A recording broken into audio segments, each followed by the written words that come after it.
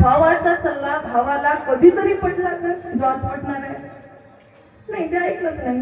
ते ऐकलं नाही. ते म्हणलं नाही दादा, मी तुझ्यासोबत येणार नाही, तुझ्यासोबत येणार नाही, मी तुझ्यासोबत येणार नाही असं म्हटल्यानंतर ते धोब्याचं गडव पुन्हा पुन्हा त्या गारुड्याच्या गडवाला विचारू लागला, काय दादा तू माझ्यासोबत काय येणार नाही, तू माझ्यासोबत काय येणार नाही, तू काय येणार नाही? तेव्हा ते गारुड्याचं गडव सांगू लागलं, बघ म्हणे दादा, सांगतो म्हणे मी तुझ्या सोबत काय येणार नाही.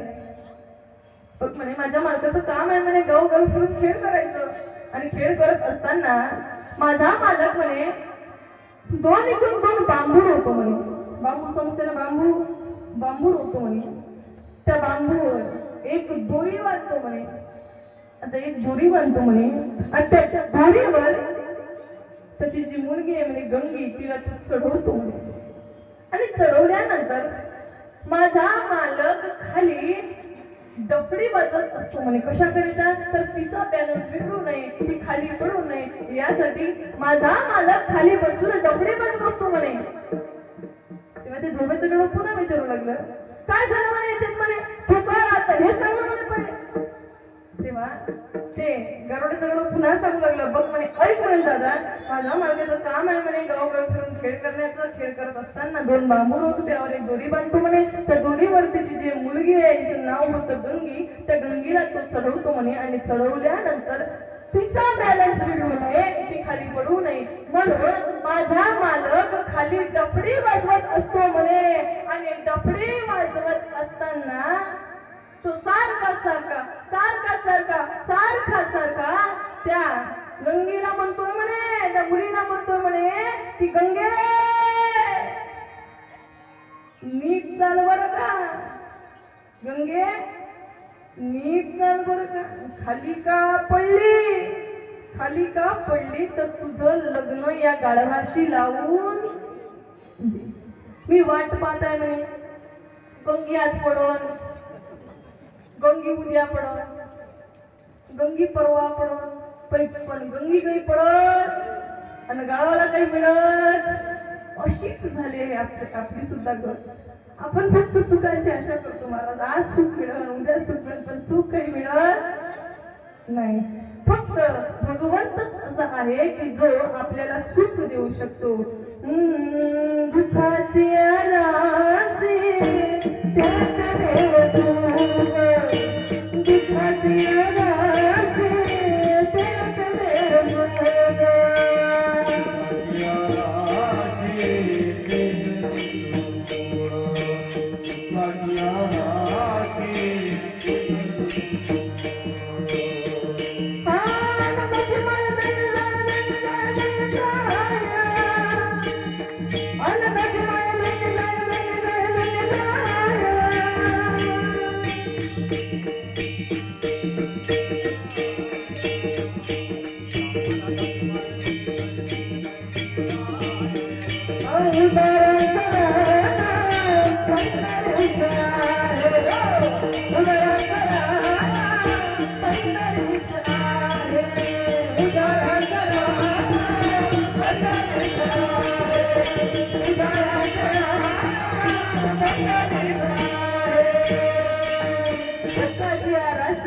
भगवंताला आपण दुःख सांगितलं की तो आपल्याला सुख देतो. दुःखाची या राशी तेथे मिळे सुख, अनाथाची माया दैन्य जाय. उदाहरण ना पंढरीस आहे. कोण आहे पंढरीस? पंढरीला कोण आहे उदाहरणचा? आणि तो काय करतो? उपारून पालवितो. तो आपल्याला आपले पालन पोषण तो करीत आहे. विठ्ठल विठ्ठल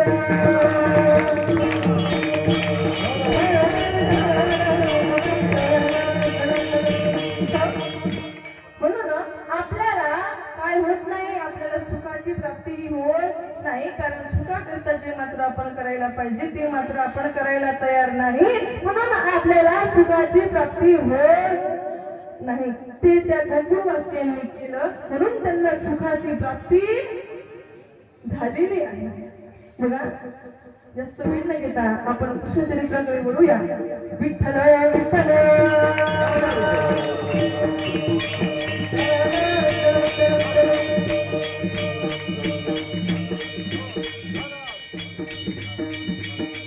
बघा, मथुरेचा राजा आहे कंस. त्या कंसाची बहीण देवकी जी उपमर झालेली आहे आणि त्या कंसाची जी बहीण आहे देवकी माता आणि यांचे बालपणीचे मित्र वसुदेव यांचा विवाह ठरला. आणि विवाह ठरल्यानंतर काय झालं, विवाह ठरला म्हणजे धामधुमीने थाटामाटाने लग्न झालं, विवाह झाला. आणि लग्न झाल्यानंतर वरात निघाली. वरात करते का वरात? वरात करते का? महाराज तेवढंच करते म्हणा, बाकी काहीच करत नाही. वरात करते का वरात? वरात निघाली. आणि वरात निघाल्यानंतर गावाच्या मधोमध वरात पोचलेली आहे. आणि वरात गावाच्या मधोमध पोचल्यानंतर आकाशवाणी झाली.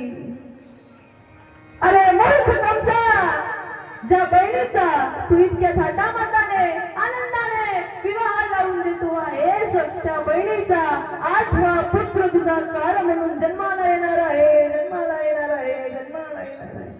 आकाशाने निश्चित होत असते. आकाशाची वाणी सांगत असे, कंसा नव्हे हा भरवसा सांगण्याचा. आकाशवाणी म्हणे, कंसा त्या मायेवर भरोसा नाही काय. आता कंसाला असं वाटलं की जर हिचा 8वा पुत्र मला मारत असेल तर ही जिवंत राहून काय तरी करेल. तेव्हा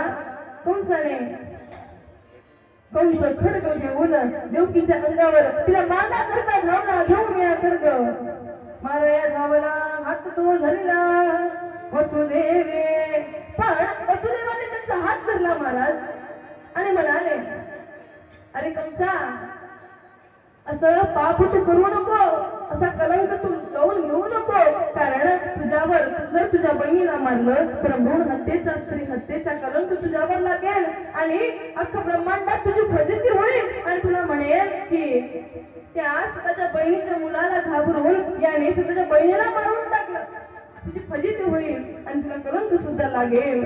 म्हणून माणसाने मरावं, मला कलंकित होऊन मरू नाही. यासाठी वसुदेवाने त्यांना एक युक्ती दिली की म्हणे, बघ म्हणे कंसा, तू एक काम कर, एक काम असं कर की आताच आमचं लग्न झालेलं आहे म्हणे, तर आम्हाला दोघांनाही तू तुझ्याकडे बंदीखान्यात बंद करून ठेव म्हणे. आम्हाला जन्माला आलेला प्रत्येक मुलगा आम्ही तुम्हाला आणून देऊ म्हणे. आणि तुला आणून दिल्यानंतर तुला जे काही करायचं होते त्या मुलासोबत करू शकतो म्हणे. याने काय होईल म्हणे, तर याने असं होईल म्हणे की तुझ्यावर भ्रूण हत्येचा, स्त्री हत्येचा, बहिणीच्या हत्येचा कलंक लागणार नाही आणि पापही होणार नाही आणि तुझी फजिती सुद्धा होणार नाही. असं म्हटल्यानंतर कंसाने विचार केला आणि त्याला विचार पडला.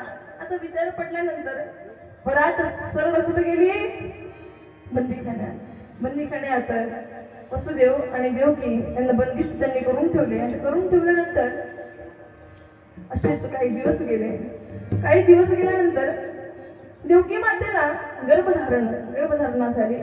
देवकी मातेने पहिल्या बाळाचा गर्भधारण केला. आता गर्भधारण केल्यानंतर मुलगा झाला आणि मुलगा झाला तर वसुदेवाने तो मुलगा कंसाकडे नेऊन दिला.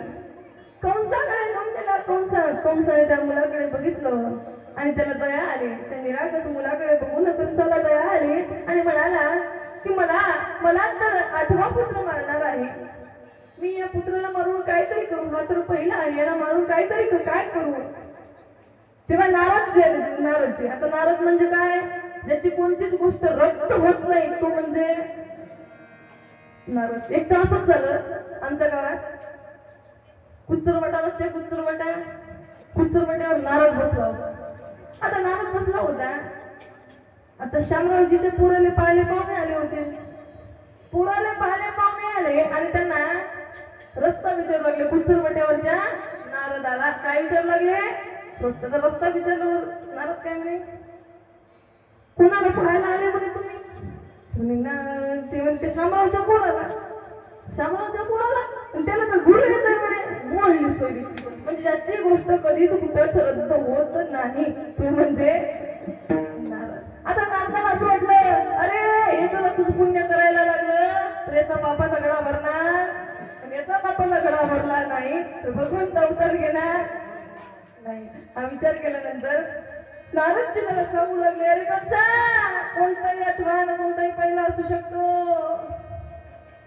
धरले पाय त्याचे त्या मुलाचे, छोट्या बाळाचे. कंसाने पाय धरले, गोल गोल गोल गोल गोल गोल फिरवलं आणि आपटलं शय्येवर. आणि आपटल्या बरोबर त्या तो मुलगा गतप्राण झाला. असं करता करता पहिला पुत्र मेला, दुसरा मारला, तिसरा मारला, चौथा मारला, पाचवा मारला, सहावा मारला आणि सातवा पुत्र योगमायेने रोहिणी मातेच्या गर्भात धारण केले. आणि यानंतर आठवा पुत्र जन्माला येणार होता आणि आठवा पुत्र जन्माला येणार देवकी मातेने गर्भधारण केला. आणि गर्भधारणा झाल्यानंतर 9वा महिना त्यांना चालू होता आणि 9व्या महिन्यात देवकी मातेची तेज अशी झळकत होती. मला लख प्रकाश असा त्या बंदीखान्यामध्ये पडलेला होता. आणि बघा, देवकीचे तेज झळके जैसा सूर्य आणि कंसाचे हृदय जळत असे. देवकीचे तेज मात्र झळकत होते पण त्या कंसाचे हृदय मात्र खूप जळत होते. आणि बघा, अशा प्रकारे भगवंत अवतार घेणार होते. आणि अवतार घ्यायच्या वेळेला रोहिणी नक्षत्र अष्टमी तिथी रात्रीच्या 12च्या सुमारास भगवंताचा जन्म होणार होता. पण जन्माच्या आधी भगवंत चतुर्भुज रूपाने प्रकट झाले आणि देवकी मातेला आणि वसुदेवांना त्यांनी दर्शन दिलं. दर्शन दिल्यानंतर वसुदेव आणि देवकी म्हणू लागले, का हो देवा, तुम्हाला आम्ही सांगितलं होतं की तुम्ही आमच्या पोटी जन्म घ्यावा आणि तुम्ही अशा रूपात हे 5 वर्षाचं बालक कोणीतरी म्हणेल का हे आमचं बालक आहे म्हणून. तेव्हा भगवंत म्हणाले, तुम्ही काळजी करू नका, मी तुमच्या पोटीच जन्म घेणार आहोत, लहान बाळाच्या स्वरूपातच जन्म घेणार आहोत.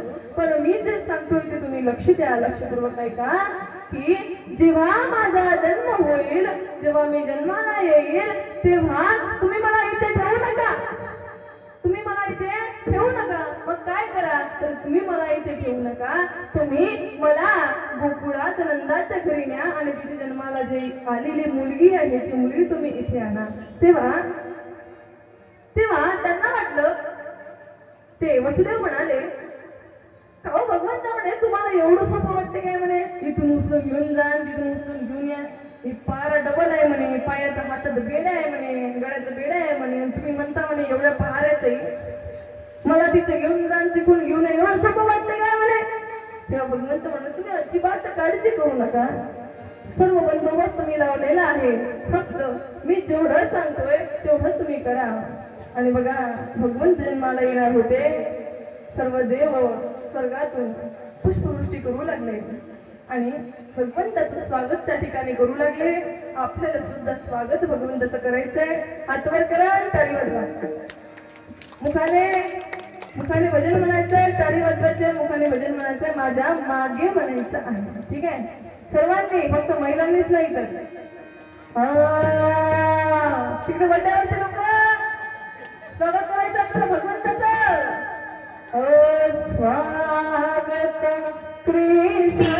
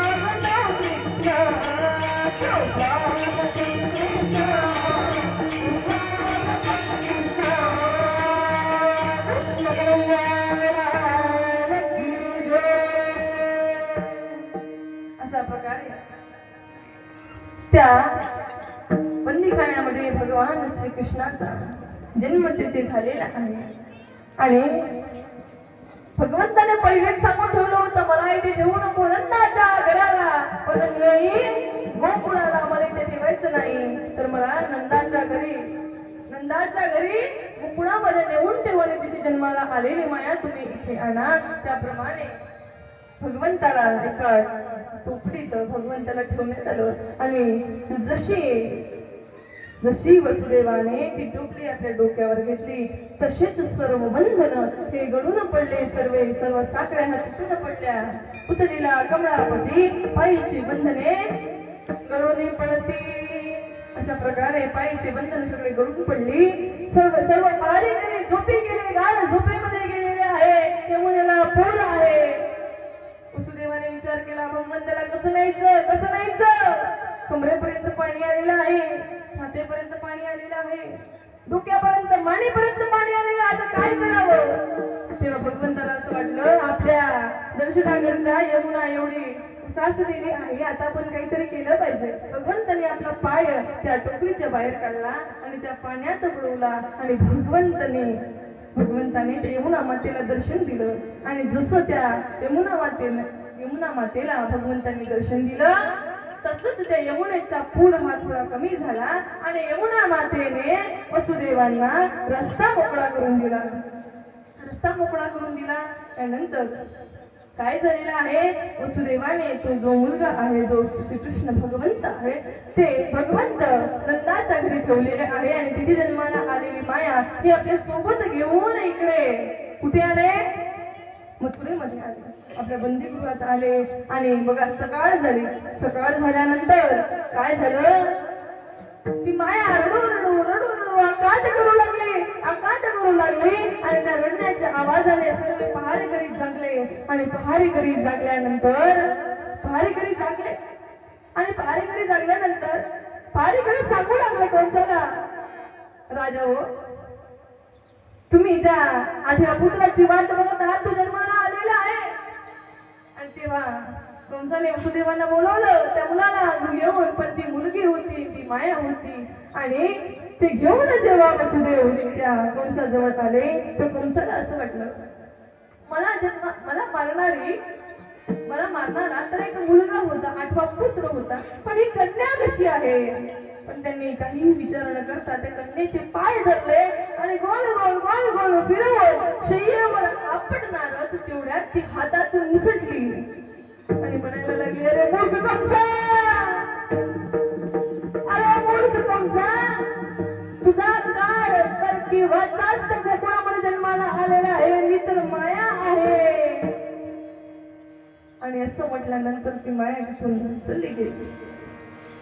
अशा प्रकारे मथुरेमध्ये काय घडलं ते आपल्याला सांगायचं नाही, भगवंताने गोकुळात काय केलं त्याचा आपल्याला विचार करायचा आहे. याप्रमाणे गोकुळामध्ये सर्वांना आनंद झालेला होता आणि सर्वांना सुख झालेलं होतं. हेच महाराज भंगाच्या प्रथम चरणामध्ये सांगतात.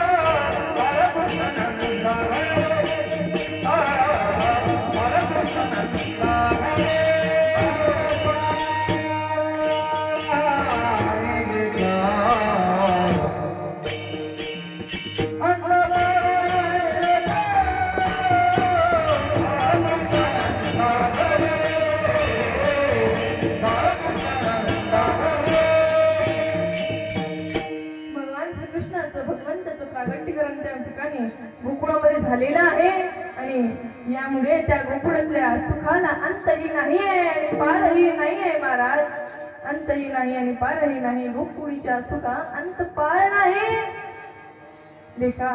आणि जेव्हा हे त्या गौडणींना कळालं तेव्हा गौडणी त्यांना पाहायला गेल्या आणि पाहिल्याबरोबर त्या गौडणी म्हणू लागल्या, पाहिला पाहिला नंदाचा नंदन, पाहिला पाहिला नंदाचा नंदन. ते नवे दियल, ते नवे दियल, ते नवे दियल मला. ते नवे दियल, ते नवे दियल, ते नवे दियल मला. पाहिला पाहिला नंदाचा नंदन, पाहिला पाहिला नंदाचा नंदन. पाहिला पाहिला नंदाचा नंदन. भगवंताचं रूप असं होतं जे मन मोहून घेणार होतं बघा. जो चित्ताचं आकर्षण करतो तो कृष्ण, आणि जो मनाचं संमोहन करतो तो मोहन. आणि भगवंत आहे कृष्ण, आणि मोहन हे भगवंताचे नाव आहे. आणि त्या गौडाने सांगू लागला एकमेकीला, हो गौडाला सांगते गौडनेला पुत्र झाला यशोदेला. गौडाला सांगते गौडनेला पुत्र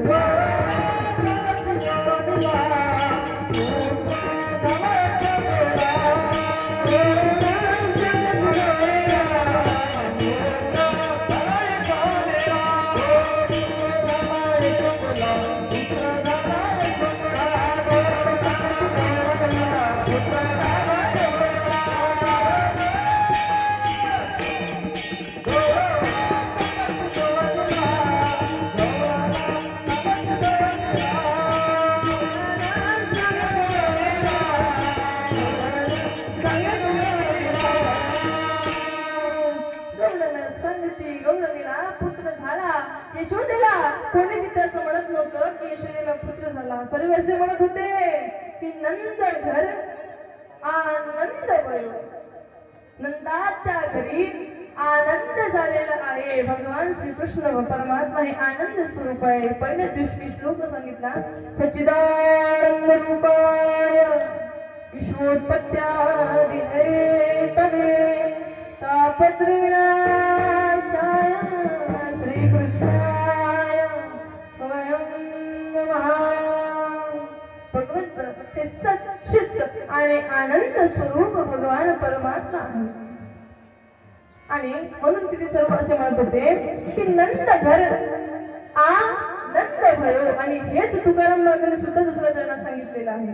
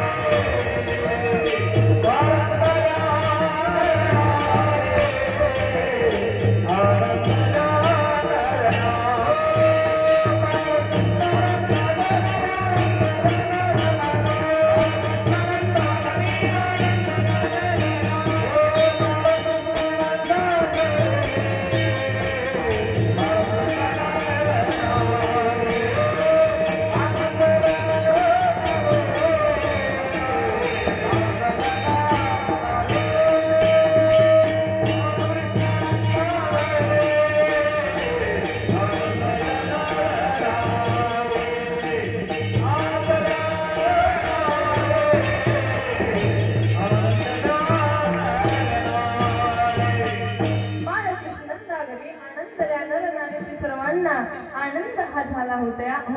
आणि त्या आनंदाचं प्रागट्यकरण म्हणून सर्वांनी तिथे गुड्या उभारल्या होत्या, तोरणी लावली होती.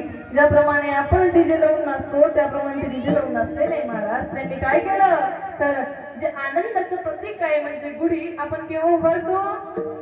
नवीन वर्षाला. गुढीपाडव्याला आपण गुढी उभारतो आणि गुढी हे आनंदाचं प्रतीक आहे. म्हणून त्यांनी गुढ्या उभारल्या, गाणे गायले, कथा केल्या आणि आपल्यासारखं ते डीजे समोर नाचले नाही. आपण डीजे समोर नाचतोय महाराज आणि डीजे समोर असं नाचतोय. हो, आपण आता रामनवमीचा कार्यक्रम आहे, श्रीरामांचे गाणे आपण वाजवायला पाहिजे. खूप छान छान गाणे आहे महाराज. मर्यादा पुरुषोत्तम नाम मर्यादा में होंगे काम हम भक्ति वाले राम जी की धुन चली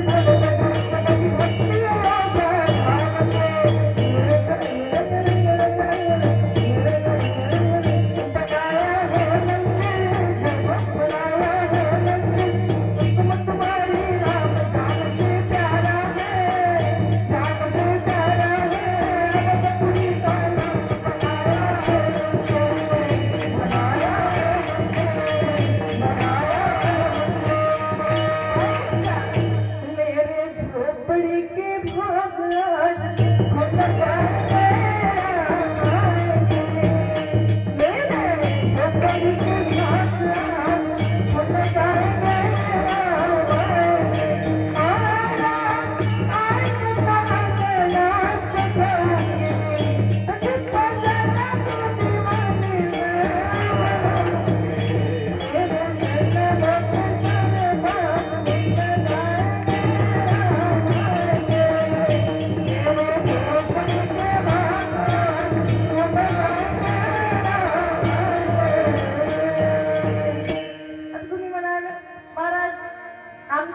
श्रीरामांचा कार्यक्रम आहे ना जन्माष्टमीचा कार्यक्रम आहे, आमचा तर हनुमानजीचा कार्यक्रम आहे. मग आम्ही काय वाजवू म्हणलं, हेर लहर लहराय रे जटा बजरंग बली का लहर लहर लहराय रे जटा बजरंग बली का बजरंग बली का बजरंग बली का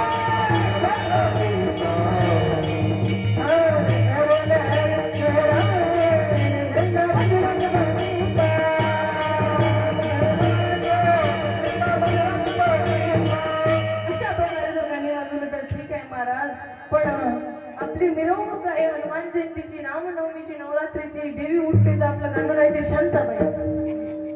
आता शांताबाई वाजवण्यासाठी काय नाचायचं आहे तर त्यात गीत काय नसतं हो. या कीर्तनाच्या रंगामध्ये नाचा, हरिपटात नाचा आणि म्हणा नाचू कीर्तनाचे रंग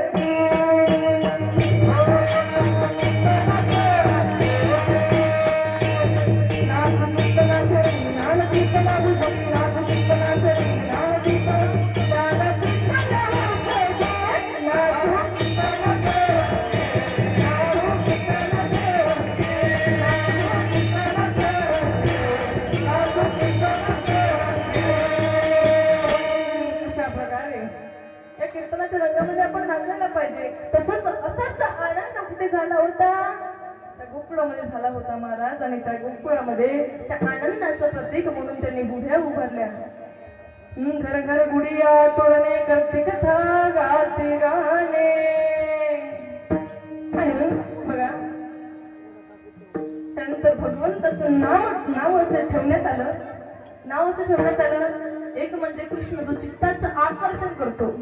कृष्ण पिता काय चित्त आकर्षण म्हणजे काय, काहीतरी असा श्लोक आहे तो की कृष्ण हा चित्ताचं आकर्षण करतो म्हणून तो कृष्ण, आणि मनाचं तो संमोहन करतो म्हणून तो मोहन. अशा प्रकारे त्यांचं नामकरण करण्यात आलं. भगवंत पाहता पाहता पाहता पाहता थोडे मोठे झाले आणि रांगू लागले. आता भगवान रांगत होते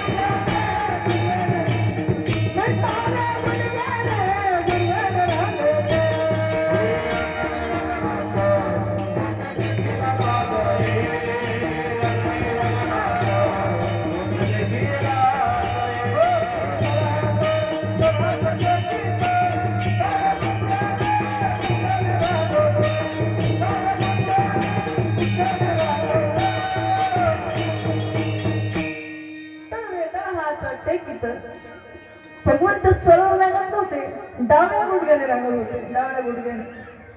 आणि रांगता भगवान श्रीकृष्ण खुड्या करू लागले. रांगता सुद्धा खुड्या करू लागले.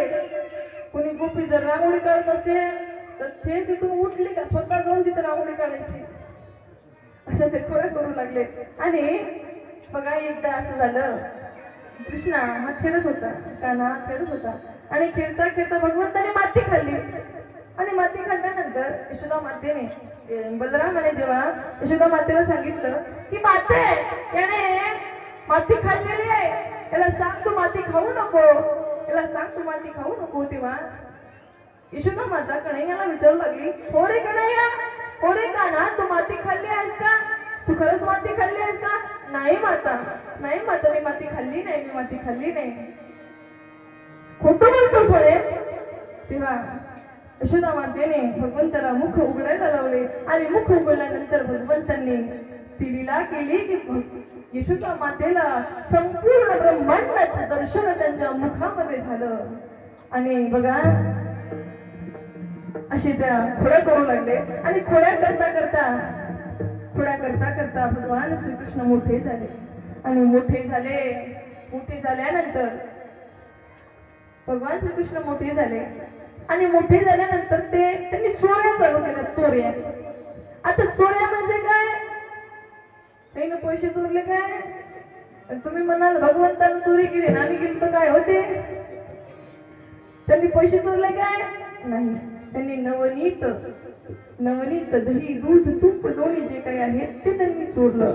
पण नवनीत हे चोरले त्यामध्ये एक परमार्थ असा आहे, एक असा अर्थ आहे की नवनीत रूपी भगवंतांनी आपले चित्त चोरलेले आहे. कारण चित्त चोरलेले नंदाचा नंदने, म्हणून भगवंतांनी आपले चित्त हे चोरलेले आहे, आपलं मन त्यांनी चोरलेलं आहे, ना की ते नवनीत त्यांनी चोरलेलं आहे. आणि बघा यानंतर चोऱ्या करू लागले आणि गौडाने कृष्णाचे घराणे घेऊन